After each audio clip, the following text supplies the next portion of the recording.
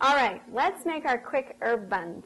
You're going to see why these are quick in a minute. If you've ever made bread before, you'll be excited about this recipe. And if you've never made bread before, you won't be intimidated. We're going to use a mixer for this bread recipe. And I have my dough hook in here and my flour. And you could do this in your bread machine. Just follow your bread machine's instructions by using a basic dough recipe. Don't bake it, and once you've got the dough, you can follow along once we get to that step. So we have our whole wheat flour in here, and we're going to add our liquids. So we're going to add some lemon juice, and you can use jarred or canned lemon juice, but I had this cut, remember, to do the knife with the onion. So I'm going to show you a tip. You can use citrus. If you put a fork in here and just squeeze. Here, let me make some room so you can see what I'm doing. This fork will help you to get all that, and then you just got to watch for the seeds. You can strain those seeds off after. And we need 2 tablespoons, which is actually half of a quarter cup. There's 4 tablespoons and a quarter cup. If you get familiar with these measurements, it'll help you understand when you've made a mistake or when you want to make your own recipes. You'll need that kind of information. All right, so we need 2 tablespoons of lemon juice. Lemon juice is really good in bread. It helps to stabilize the bread, and that way the yeast doesn't keep growing. It's just a nice addition. There we go. Now we're going to add that to our mixer and go ahead and turn it on.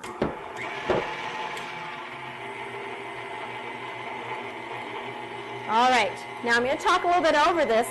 We're just going to let it form into a ball, and once it's mixed quite good, we'll let it knead it, and I'll spare you that process. We'll turn off the camera for that, but just to know that we'll want to mix that for quite some time, about 3 to 5 minutes.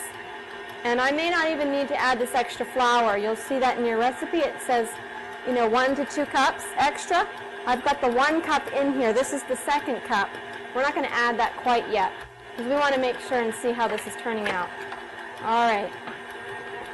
I'm just going to turn this off so you can see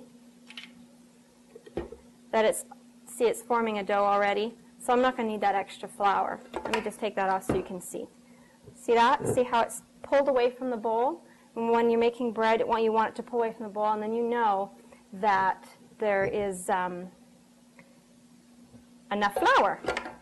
So we're going to go ahead and let that knead, and we'll be right back.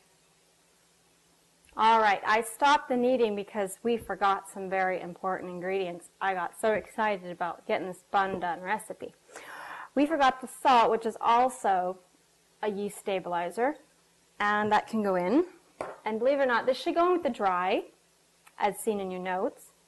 But you can put it in later, and I want to show you that because if you do make a mistake, don't throw it out. There's usually ways around it, and sometimes your ways around it don't work out. Sometimes they do, but it's worth the try. And I know this will work because I've done this before. So we want our tablespoon of dry active yeast. Now I buy this in bulk, that's why it's in a jar. But you can buy those little packages, dry active yeast or instant yeast.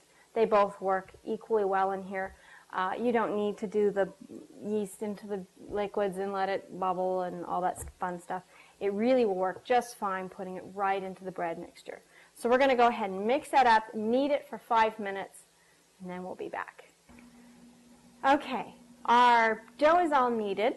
Let me show you. Just put a little oil on our hands so it doesn't stick.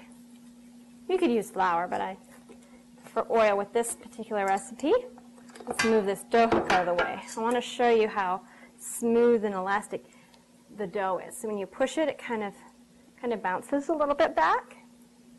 All right, so now to make these buns, let's spray our pan first of all.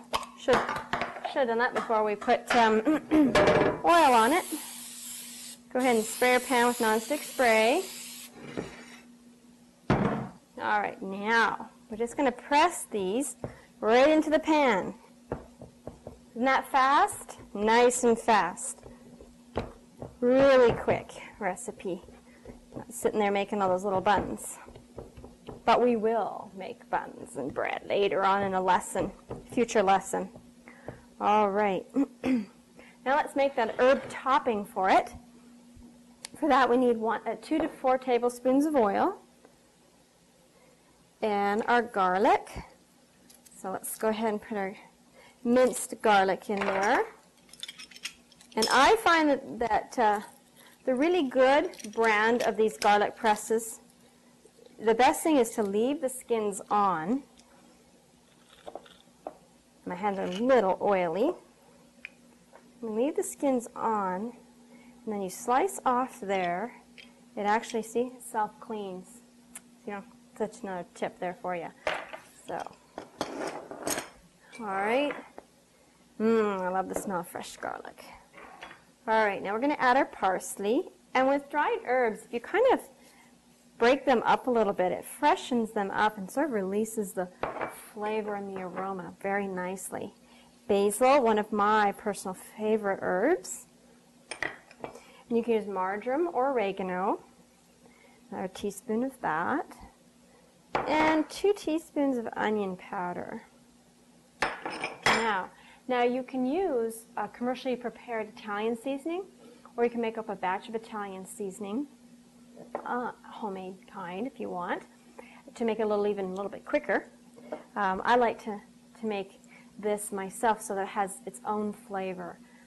If you use the same seasoning mixes all the time in all your cooking, you'll start to notice things tasting the same. Your spaghetti sauce tastes like your buns, tastes like, you get the idea. So it's nice to have the herbs separate so you can make your own taste. So let's go ahead and mix that up. All right. There we go. Go ahead and spoon that on our, there we go, all onto our dough. Oh, that smells so good. Now we're just going to go ahead and spread that onto our buns.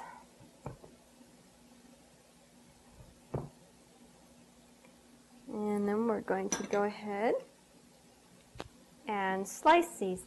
And you can slice these in a diagonal for a neat look. I think we'll do that. Go ahead and cut it right down. And then we're going to let this rise until it doubles.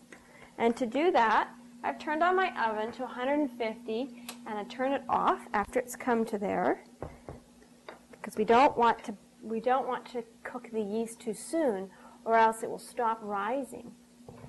If your bread didn't rise properly in an oven, it was because the oven was too hot, and then it kills the yeast.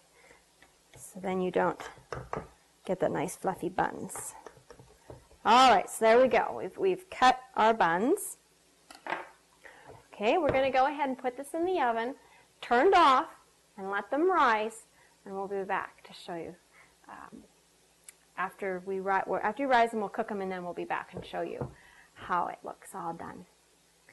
All right, our quick herb buns are all finished. Here they are, along with the chili. So we have a nice vegetarian hearty dinner.